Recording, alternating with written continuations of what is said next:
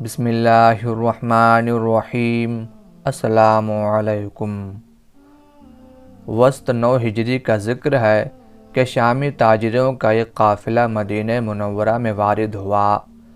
ان تاجروں نے اہل مدینہ کو بتایا کہ قیصر روم مدینہ منورہ پر دھاوا بولنے کے لیے پر تول رہا ہے اور اس مقصد کے لیے اس نے ایک زبردست لشکر جمع کیا ہے، جس میں کچھ غیر مسلم عرب قبائل لخم، جذام، غسان وغیرہ بھی شامل ہو گئے ہیں۔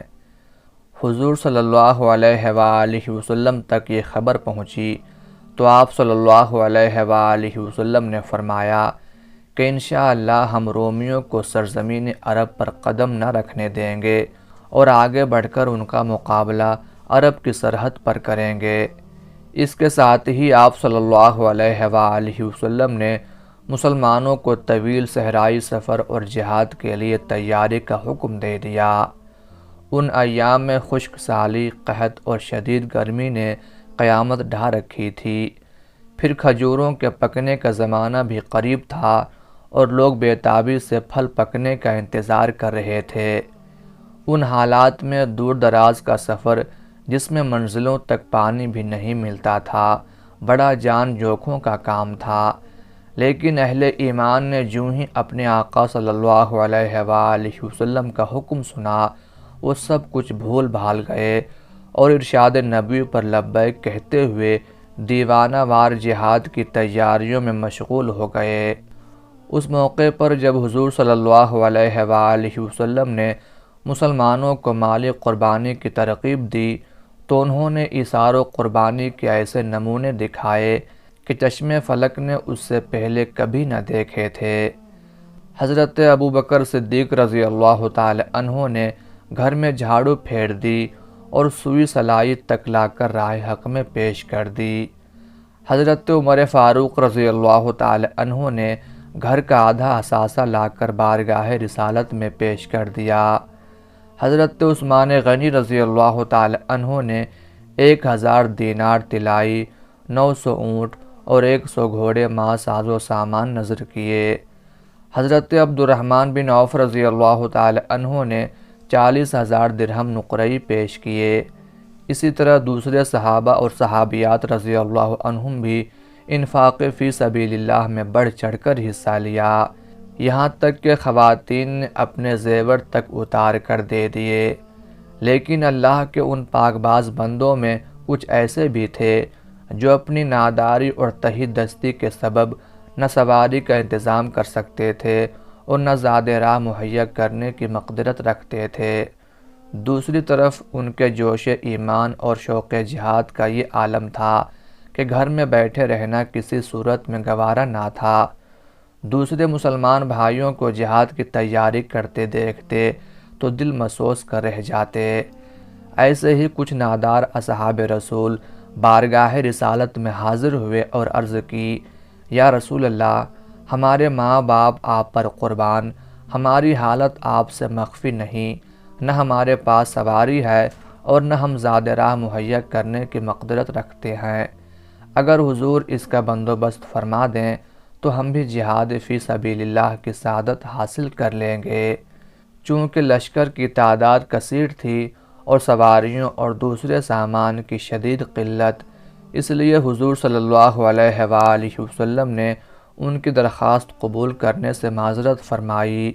سواری اور زاد راہ کے بغیر بے آب و گیاس صحرا میں طویل سفر کرنا انسانی طاقت سے باہر تھا، اس لیے بارگاہ نبی صلی اللہ علیہ وآلہ وسلم سے صاف جواب پا کر یہ لوگ سخت دل شکستہ ہوئے اور اپنی محرومی پر مایوس ہو کر رونے لگے۔ اللہ تعالیٰ کو ان کا جذبہ اخلاص اس قدر پسند آیا کہ ان کے حق میں سورہ توبہ میں یہ آیات نازل ہوئیں، اور نہ ان لوگوں پر کوئی الزام ہے کہ جب وہ تمہارے پاس آئے کہ تم ان کے لیے سواری کا انتظام کرو تو تم نے کہا کہ میرے پاس کوئی سواری نہیں ہے۔ یہ سن کر وہ پلٹ گئے اور خرچ میسر نہ آنے کے غم میں ان کی آنکھیں اشک بار تھیں۔ ان مخلص اہل ایمان میں قبیلہ مزینہ کے ایک صاحب بھی تھے۔ گرد سے اٹا ہوا ان کا بوسیدہ لباس ان کی ناداری کا غماز تھا، لیکن ان کے چہرے پر نور سعادت کی ایسی چمک تھی کہ کوئی دیکھنے والا اس سے متاثر ہوئے بغیر نہ رہ سکتا تھا۔ ان کی بے قراری اور جوش گریہ کو مدینہ کے ایک نیک دل بزرگ ابن یمین رضی اللہ تعالی عنہ نے دیکھا تو پوچھا، بھائی یہ رونا دھونا کس لیے ہے؟ انہوں نے کہا، جہاد میں شریک ہونے کے لیے حضور صلی اللہ علیہ وآلہ وسلم سے سواری مانگی تھی مگر نہیں مل سکی، اور مجھ میں اتنی استطاعت نہیں کہ سفر کا سامان مہیا کر سکوں، اسی لیے اپنی بدقسمتی پر رو رہا ہوں۔ یہ سن کر ابن یمین رضی اللہ تعالی عنہ نے انہیں ایک اونٹ اور کچھ کھجوریں ہدیۃً پیش کیں۔ خلاف توقع سواری اور زاد راہ پا کر وہ صاحب رسول اتنے مسرور ہوئے کہ قدم زمین پر نہ ٹکتے تھے۔ بڑے ذوق و شوق سے اسلامی لشکر میں جا شامل ہوئے اور مدینہ منورہ سے تبوک تک حضور صلی اللہ علیہ وآلہ وسلم کی ہم رکابی کا شرف حاصل کیا۔ یہ صاحب رسول جن کے جوش ایمان اور جذبہ اخلاص کی بارگاہ الہی میں پرزور الفاظ میں پذیرائی ہوئی اور جن کی دلی تمنا کو پورا کرنے کے لیے اللہ تعالیٰ نے اپنے ایک اور نیک بندے کو وسیلہ بنا دیا، حضرت عبداللہ بن مغفل رضی اللہ تعالی عنہ تھے۔ حضرت ابو سعید عبداللہ بن مغفل رضی اللہ تعالی عنہ کا تعلق قبیلہ مزینہ سے تھا۔ حضرت عبداللہ بن مغفل رضی اللہ تعالی عنہ 6 ہجری میں شرف اسلام سے بہرہ ور ہوئے۔ ان کے قبول اسلام کے تھوڑے عرصہ بعد یعنی ذی القعدہ 6 ہجری میں حضور صلی اللہ علیہ وآلہ وسلم عمرہ کے لیے مکہ روانہ ہوئے۔ اس سفر میں 1400 صحابہ کرام رضی اللہ عنہم حضور صلی اللہ علیہ وآلہ وسلم کے ہم رکاب تھے۔ ان میں حضرت عبداللہ بن مغفل رضی اللہ تعالی عنہ بھی شامل تھے۔ جب حضور صلی اللہ علیہ وآلہ وسلم کو خبر ملی کہ قریش مکہ مسلمانوں کی مزاحمت کا ارادہ رکھتے ہیں تو آپ صلی اللہ علیہ وآلہ وسلم نے حدیبیہ کے مقام پر پڑاؤ ڈال دیا۔ اسی جگہ بیعت رضوان کا عظیم و شان واقعہ پیش آیا جس میں اس موقع پر موجود تمام صحابہ کرام رضی اللہ عنہم نے حضور صلی اللہ علیہ وآلہ وسلم کے دست مبارک پر بڑے ذوق و شوق سے جانثاری کی بیعت کی۔ حضرت عبداللہ رضی اللہ تعالی عنہ نے بھی یہ سعادت حاصل کی اور یوں وہ ان خوش بخت اصحاب میں شامل ہو گئے جن کو اللہ تعالیٰ نے کھلے لفظوں میں اپنی خوشنودی کی بشارت دی۔ صلح حدیبیہ کے بعد غزوہ خیبر پیش آیا۔ حضرت عبداللہ رضی اللہ تعالی عنہ اس غزوے میں بھی جانبازانہ شریک ہوئے۔ صحیح بخاری میں ان سے یہ واقعہ منقول ہے کہ ہم نے خیبر کا محاصرہ کر رکھا تھا، میں بھی محاصرین میں شامل تھا۔ اثنائے محاصرہ میں کسی نے چربی سے بھری ہوئی تھیلی اوپر سے پھینکی، میں اسے اٹھانے کے لیے آگے بڑھا، لیکن جب دیکھا کہ رسول اللہ صلی اللہ علیہ وآلہ وسلم دیکھ رہے ہیں تو میں سخت نادم ہوا۔ فتح مکہ 8 ہجری میں حضرت عبداللہ بن مغفل رضی اللہ تعالی عنہ ان 10,000 قدسیوں میں شامل تھے جنہیں اس موقع پر سرور کونین صلی اللہ علیہ وآلہ وسلم کی ہم رکابی کا شرف حاصل ہوا۔ 9 ہجری میں غزوہ تبوک پیش آیا۔ اس موقع پر حضرت عبداللہ رضی اللہ تعالی عنہ نے جس اخلاص اور جوش ایمان کا مظاہرہ کیا اس کا ذکر اوپر آ چکا ہے۔ انہوں نے اپنے جذبہ فدویت اور اخلاص فی الدین کی بدولت بارگاہ نبوی میں درجہ تقرب حاصل کر لیا تھا۔ قبول اسلام کے بعد برابر کئی سال تک مدینہ منورہ میں مقیم رہ کر فیضان نبوی سے بہرہ ہوتے رہے، یہاں تک کہ فضلاء صحابہ میں شمار ہونے لگے۔ 11 ہجری میں حضور صلی اللہ علیہ وآلہ وسلم نے رحلت فرمائی تو حضرت عبداللہ رضی اللہ تعالی عنہ پر کوہ غم ٹوٹ پڑا۔ علامہ ابن سعد رحمۃ اللہ علیہ کا بیان ہے کہ حضور صلی اللہ علیہ وآلہ وسلم کے وصال کے بعد حضرت عبداللہ بن مغفل رضی اللہ تعالی عنہ نے مدینہ منورہ کی سکونت ترک کر دی اور اپنے وطن جا کر مقیم ہو گئے۔ حضرت عمر فاروق رضی اللہ تعالی عنہ کے عہد خلافت میں بصرہ آباد ہوا تو امیر المومنین کو چند ایسے لوگوں کی تلاش ہوئی جو وہاں کے باشندوں کو قرآن و حدیث اور فقہی مسائل کی تعلیم دے سکیں۔ اس سلسلے میں ان کی نگاہ انتخاب حضرت عبداللہ بن مغفل رضی اللہ تعالی عنہ پر بھی پڑی، جنہیں انہوں نے 5 دوسرے صحابہ رضی اللہ عنہم کے ساتھ اہل بصرہ کی تعلیم و تربیت پر مامور کر دیا۔ امیر المومنین کے ارشاد کی تعمیل میں حضرت عبداللہ رضی اللہ تعالی عنہ بصرہ چلے تو گئے، لیکن ان کے دل میں ہر وقت شوق جہاد موجزن رہتا تھا، جو انہیں چین سے نہیں بیٹھنے دیتا تھا۔ کچھ عرصہ بعد عراق عرب جانے والے مجاہدین میں شامل ہو گئے اور ایرانی فوجوں کے خلاف کئی معرکوں میں اپنی سرفروشی کے جوہر دکھائے۔ 17 ہجری میں حضرت ابو موسیٰ اشعری رضی اللہ تعالی عنہ حاکم بصرہ نے خوزستان پر فوج کشی کی تو حضرت عبداللہ بن مغفل رضی اللہ تعالی عنہ بھی ان کے لشکر میں شامل ہو گئے۔ حافظ ابن عبد البر رحمۃ اللہ علیہ نے الاستیاب میں لکھا ہے کہ خوزستان کے صدر مقام شوستر پر مسلمانوں کا استیلا ہوا تو حضرت عبداللہ بن مغفل رضی اللہ تعالی عنہ شہر میں داخل ہونے والے مجاہدین میں سب سے آگے تھے۔ اس طرح عراق کے کئی معرکوں میں داد شجاعت دینے کے بعد حضرت عبداللہ رضی اللہ تعالی عنہ واپس بصرہ آ گئے اور اس حسب سابق درس و افتاء میں مشغول ہو گئے۔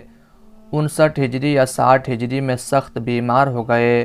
جب جاں بری کی کوئی امید نہ رہی تو گھر والوں کو وصیت کی کہ غسل کے آخری پانی میں کافور ملانا، غسل کے وقت صرف احباب موجود ہوں اور رسول اللہ صلی اللہ علیہ وآلہ وسلم کے صحابی غسل دیں، کفن میں 2 چادریں اور 1 قمیض ہو کہ رسول اللہ صلی اللہ علیہ وآلہ وسلم کا کفن ایسا ہی تھا، جنازے کے پیچھے آگ نہ روشن کی جائے۔ ابن سعد رحمۃ اللہ علیہ کا بیان ہے کہ اس موقع پر حضرت عبداللہ رضی اللہ تعالی عنہ نے یہ وصیت بھی کی کہ حاکم بصرہ عبید اللہ ان کی نماز جنازہ میں شریک نہ ہو۔ حضرت عبداللہ رضی اللہ تعالی عنہ نے پیک اجل کو لبیک کہا تو ان کے ورثاء نے ان کی وصیتوں پر پورا عمل کیا۔ جب جنازہ اٹھایا گیا تو ابن زیاد انتظار میں کھڑا تھا۔ اس کو حضرت عبداللہ رضی اللہ تعالی عنہ کی وصیت سے آگاہ کیا گیا تو تھوڑی دور جنازے کے ساتھ جا کر واپس چلا گیا۔ جلیل القدر صحابی حضرت ابو برزہ اسلمی رضی اللہ تعالی عنہ نے نماز جنازہ پڑھائی اور پھر اس معدن فضل و کمال کو سرزمین بصرہ میں سپرد خاک کر دیا گیا۔ حضرت عبداللہ بن مغفل رضی اللہ تعالی عنہ کے صحیفہ اخلاق میں حب رسول، شوق جہاد، اخلاص فی الدین، اسوہ حسنہ کی پیروی اور بدعات سے اجتناب سب سے نمایاں ابواب ہیں۔ لوگوں کو بڑے لطف و انبساط سے حضور صلی اللہ علیہ وآلہ وسلم کے ارشادات سناتے تھے اور ایسے کاموں سے منع فرماتے تھے جن کو حضور صلی اللہ علیہ وآلہ وسلم نے ناپسند فرمایا تھا۔ صحیح بخاری میں ان سے روایت ہے کہ میں نے ایک شخص کو کنکر پھینکتے ہوئے دیکھا تو اس سے کہا کہ بھائی کنکر نہ پھینکو، ایسا کرنے سے رسول اللہ صلی اللہ علیہ وآلہ وسلم نے منع کیا ہے۔ میں نے آپ صلی اللہ علیہ وآلہ وسلم کو یہ فرماتے ہوئے سنا ہے کہ اس سے نہ شکار مرتا ہے اور نہ کوئی دشمن زخمی ہو سکتا ہے، البتہ کسی کا دانت ٹوٹ جائے گا یا آنکھ پھوٹ جائے گی۔ چند روز بعد اسے میں نے پھر اینٹ مارتے ہوئے دیکھا تو کہا کہ کیا میں نے تجھ سے رسول اللہ صلی اللہ علیہ وآلہ وسلم کی حدیث بیان نہیں کی تھی؟ تو پھر بھی اینٹیں مارتا ہے، جا میں تجھ سے اتنے روز بات نہیں کروں گا۔ مسند احمد بن حنبل میں حضرت عبداللہ رضی اللہ تعالی عنہ کے صاحبزادے سے روایت ہے کہ میں نے اپنے والد سے بڑھ کر بدعات کو برا سمجھنے والا کوئی نہیں دیکھا۔ ایک مرتبہ میں نے نماز میں بسم اللہ جہر کے ساتھ پڑھی۔ جب سلام پھیرا تو والد نے کہا بیٹا اسلام میں باتیں نہ بڑھاؤ۔ میں نے رسول اللہ صلی اللہ علیہ وآلہ وسلم، ابو بکر رضی اللہ تعالی عنہ، عمر رضی اللہ تعالی عنہ اور عثمان رضی اللہ تعالی عنہ کے پیچھے نمازیں پڑھی ہیں، ان میں سے کوئی بھی نماز میں بسم اللہ جہر کے ساتھ نہیں پڑھتے تھے۔ سنن ابی داؤد میں حضرت عبداللہ رضی اللہ تعالی عنہ سے روایت ہے کہ رسول اللہ صلی اللہ علیہ وآلہ وسلم نے ہدایت فرمائی کہ تم میں سے کوئی ہرگز ایسا نہ کرے کہ اپنے غسل خانے میں پہلے پیشاب کرے اور پھر اس میں غسل کرے یا وضو کرے، کیونکہ اکثر وسوسے اسی سے پیدا ہوتے ہیں۔ غرض حضرت عبداللہ رضی اللہ تعالی عنہ اسی طرح لوگوں کو حضور صلی اللہ علیہ وآلہ وسلم کے ارشادات سنا کر دم آخر تک حسن اخلاق اور حسن معاشرت کی تعلیم دیتے رہے۔ اللہ تعالیٰ کی ان پر ہزارہ رحمتیں نازل ہوں، آمین یا رب العالمین۔